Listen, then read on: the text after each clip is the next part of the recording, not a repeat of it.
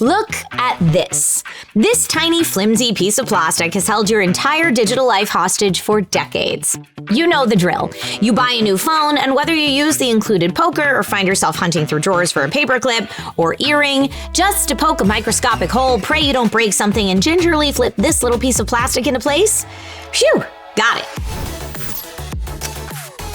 Hey everyone, I'm Trisha Hirschberger. So what if I told you the physical SIM card is officially on the endangered species list? Enter SIM. Today we're breaking down what it is, how it works, and whether you should ditch the plastic. eSIM stands for Embedded Subscriber Identity Module, and it's the electronic version of this little guy we know and love so well. Instead of buying a piece of plastic with a chip on it, the chip is already soldered right onto your phone's motherboard from the factory. It's permanent, it's not going anywhere. Think of a traditional SIM card like an old-school gaming cartridge where you have to physically swap it out to change the game. An eSIM is like downloading a game straight from the App Store. It transforms your network connection from a physical object into pure data. You just download your carrier profile over Wi-Fi, scan a QR code, and boom, you're connected. So why should you care? Aside from saving yourself from the paperclip scavenger hunt, eSIMs pack some serious superpowers. Perk 1. Remember landing in a foreign country and hunting down a sketchy airport kiosk to buy a local SIM?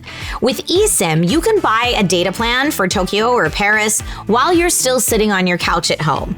Download it, and the second your plane touches the tarmac, you're online. Perk 2. Ever wish you could screen work calls without carrying two devices around like a 2000s corporate executive? Most eSIM phones let you store multiple profiles. You can have your personal line and your business line active on the exact same device. Perk 3.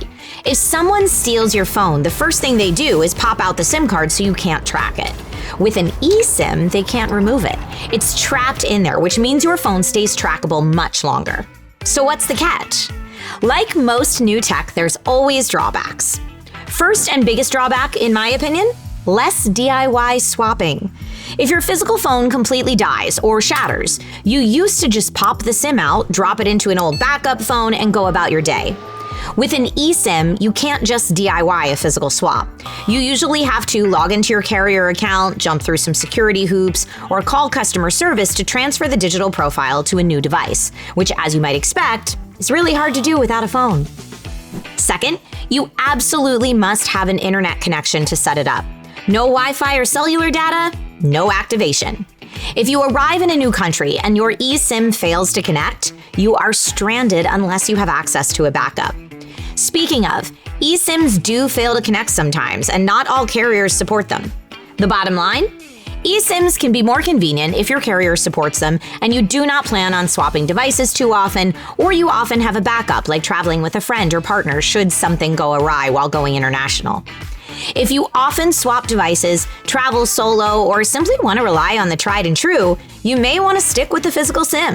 Honestly, best case scenario is one of each, which many phones now support, so you can purchase your eSIM for travel and keep your physical SIM for device swapping in a pinch.